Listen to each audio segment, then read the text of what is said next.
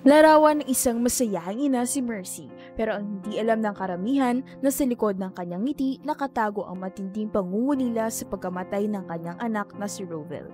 Sa edad ng 21, na-diagnose si Rovil ng sakit na leukemia. Masakit para kay Mercy na makita ang unting-unting nanghihina at nahihirapan ng kanyang anak. Pero kailangan niya magpakatatag at iparamdam kay Rovil na may pag-asa pa itong gumaling. Sa bawat treatment at chemotherapy sessions ng kanyang anak, pinalakas niya ang loob nito at dinamayan. Ngunit hindi na kinaya pa ni Rovil ang sakit na leukemia. Mula na mawala si Rovil, araw-araw na pinaglalaban ni Mercy ang pangungulila sa anak. Kaya naman na makilala niya ang Open Arms Group na tumutulong sa mga tulad niyang namatayan na minamahal sa buhay at mga taong dumadaan sa matinding karamdaman, puso siyang nakilahok at sumuporta sa mga proyekto ng grupo. 10 taon na ang nakalipas mula nang mamatay si Rovil. Anya, kahit papano ay naiibsan ang kanyang kalungkutan sa tuwing nakakapagpasaya sila ng mga tinutulungan ng Open Arms Group. This morning, kasama po natin ang presidente ng Open Arms Group na si Nina Serrano at ang kanilang vice president na si Mercy Tupas Villas. Good morning po and morning, welcome to Stella. Good morning. Thank you for having us. Yes, thank you for being here. Could you tell us, ma'am, what is Open Arms all about? Okay. Open Arms Group is a group of friends na nagsama-sama kami. We used to be high school friends and college friends na every time that we meet, we sometimes have social gatherings. So may mga sukli pag kami mga gatherings, kami mga nagdodonate. We pull together the funds and then we do outreach projects like we give school supplies every enrollment period and grocery items. So it sped off into a big group na kasi we've been doing this for 13 years already. So sometimes we also do, until now, we do PGH feeding every Friday and Thursday. Those are the outpatient days for cancer patients, kids especially, undergoing chemotherapy at Philippine General Hospital. So we give free lunch. So habang naghihintay sila for their chemotherapy treatment, binibigyan namin sila ng free lunch. And then we also give colostrum milk kasi this is very important milk to boost their immunity system to fight infection during chemotherapy. We call it colostrum milk. So it is quite pricey eh. Medyo mahal yun kasi it costs 850 pesos in drugstore but we manage to get discounts. So we give them regularly this kind of milk. And then Mercy here also gives toys during special occasions and we bring them to theme parks, to private pools, mga recreational centers to cheer them up. Our objective is to bring cheers to these kids through gift-giving activities. Yung mga kids po na na-diagnose with cancer. Yes. Oo. Ano po yung mga ages nila? The age ranges from 4 to 17. 4 to 17 years Yes, old. ma'am. Bakit po mga cancer patients po na bata ang napili ninyong tulungan? I'm sure, of course, we wanna bring cheers to children, especially if they're sick. Pero marami rin pong nangangailangan, di ba po? We've been to public hospitals like PGH, NCH, and PCMC, and the biggest number of patients are those in the hemo-oncology ward, which are kids having leukemia and any illness related to cancer like retinoblastoma, this is the cancer of the retina, and leukemia. Yes. So, And, we have seen their journey. If I made mention yung mga complications na kasunod pagka meron kang leukemia, like mga CNS relapse, yung umabot na sa brain, ang cancer cells ng mga bata. So it's a very, Ms. very Mercy, difficult. kayo po, you have a first-hand experience of caring for a child na nagkaroon po ng leukemia. Ito po ba yung dahilan kung paano po kayo nag-meet ni Ma'am Nina? Yes. Actually, nung nawala si Rovil, to make the long story short, nung napakahirap na journey, hindi talaga siya madali. Para sa isang nanay, hindi madaling mawala ng anak. Lagi siyang nakabonet, laging kalbo yung mga bata. So, may nag-PM lang na isang leukemia patient na bata ng PGH. Okay. Nasabi niya, baka naman pwede pong bisitahin ninyo ako kasi na-inspired ako dun sa kwento. Wow. So that's when it started. Oo. Tapos, dinalan, simple lang. Wala akong dalang kahit na ano, kundi bonnet lang. Kasi yun Yes. naman yung talagang basic need ng isang batang may leukemia, Yeah, they may lose their cancer. hairs. They lose their hair. Yes, oo. So they need protective Yes. Tsaka covering hindi, sa kanilang yes. head. Oo. And then, Oo. doon And this na is something that you do on your own. Nagdinit po kayo. Yes, oo. Oo. And yun yung naging daan. Yun yung naging daan ng friendship namin ni Nina. Nung nagkakilala kami, meron kaming common friend na nag-o-organize nga nung debut para kay Paula, isang leukemia patient. So doon kami nagkakilala. Wow. So aside from nagko-contribute pa kayo ng mga nininit ninyo Yes, oo. sa mga kids with cancer. Yes, oo. Tapos napagbigyan din niyo po ang isang cancer patient Yes. na magde-debut. Yeah. You threw a party for her. Yes, Yes. She asked us to conduct a birthday party for her. She's based in Olongapo.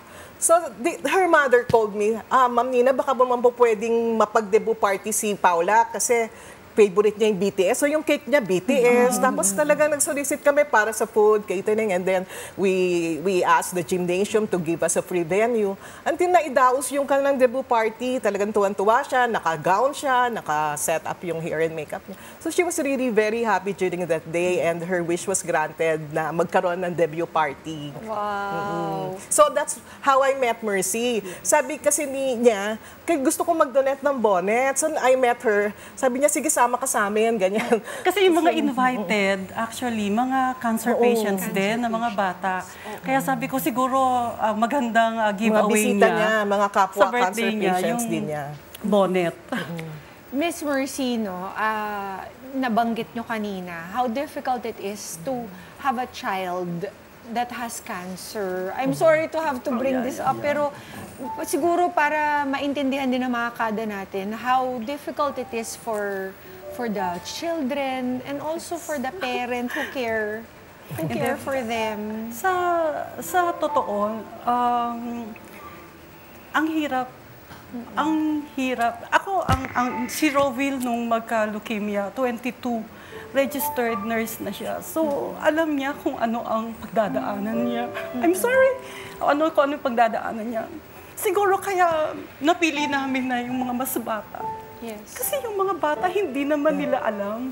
Yeah. It really hurts to see them na tinuturukan ng karayom, hindi mahanap yung linya. Talagang nakakabagbag damdamin na whenever we go to PG8, makikita namin yung ganong situation. So, ang hirap nung pinagdadaanan. So, somehow we give them cheers na like we do art therapy for them to hone their talents. Yung normalcy ng isang bata, di ba usually tumatakbo You sila. deprive them of their childhood when you have this illness. Tama. So, ang goal talaga rin ng grupo namin is tanggalin muna, kahit sandali. Kahit saglit, kahit temporary. Alisin natin sila sa ospital, dalhin natin sila sa theme park, sa Manila Zoo, mga museum. Mind Para yung normalcy ba ng ma-experience pa rin nila. Like yung ating back-to-school project. Yes.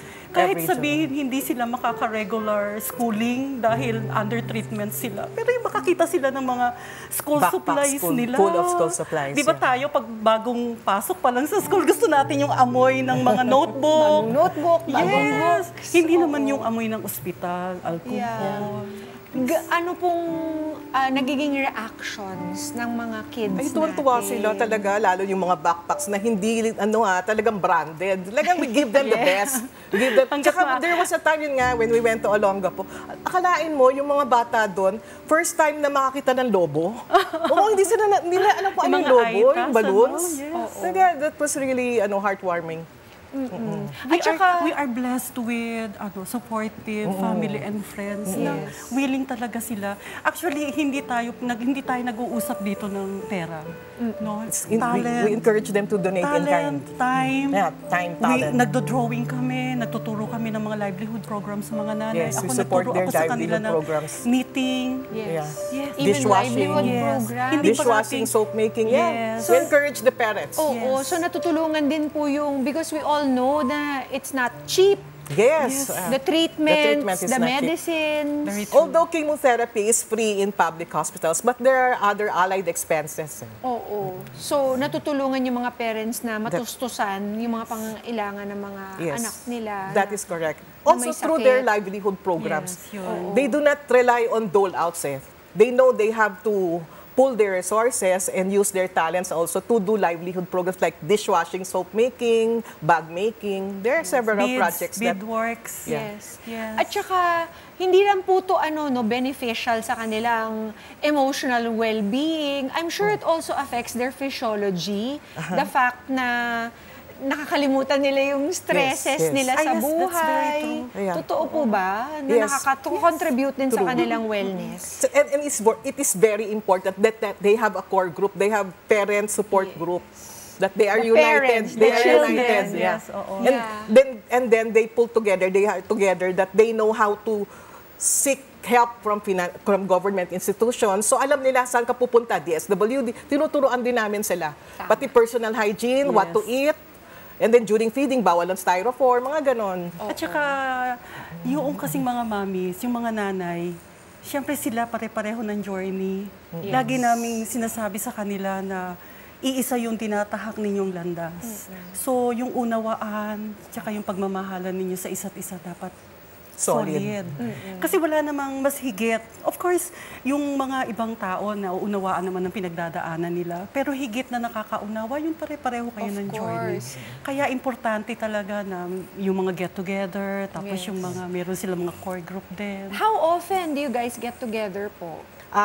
Twice a year, it is the traditional one, yung back to school, school Yes. supplies, and grocery items. And then, yun nga, excursions. Nagkakaroon ng mga pocket meetings aside from the two major meetings po. Yes. Minsan mga hindi inaasahan na parang Meet up bigla. Yes, oo, nakakita lang. That's good. Yes, Oo, yung support nga talaga is very important. Even during pandemic, we managed to do Zoom meetings and give them GCash donations for their GCash, pamasahe, yes. for their transportation expenses. Wow. Saan Yeah. po kayo kumukuha ng funding for all of these activities? So, we encourage our sponsors to donate in kind.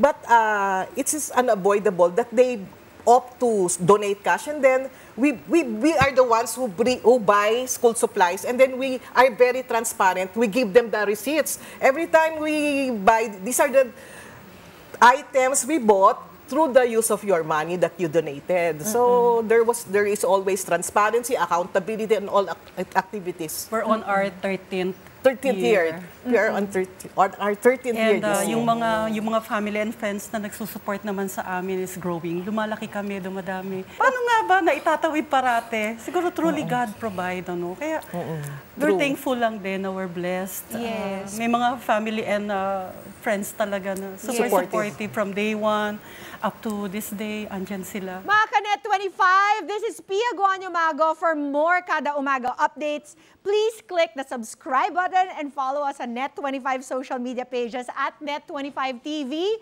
and at Net25 Entertainment Facebook page. See you guys. Bye!